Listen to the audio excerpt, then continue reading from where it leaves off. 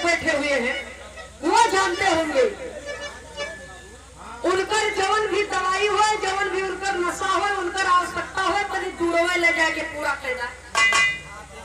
मंचवा के पीछे उनको पूरा आवश्यकता पूरा करे के बाद भैया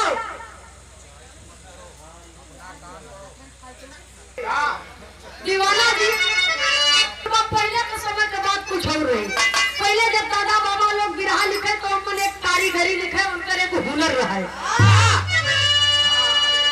बिरहा में कारीगरी ही बात कि राग बंदिश में जौने शब्द से उठी वही शब्द से बंद हुई।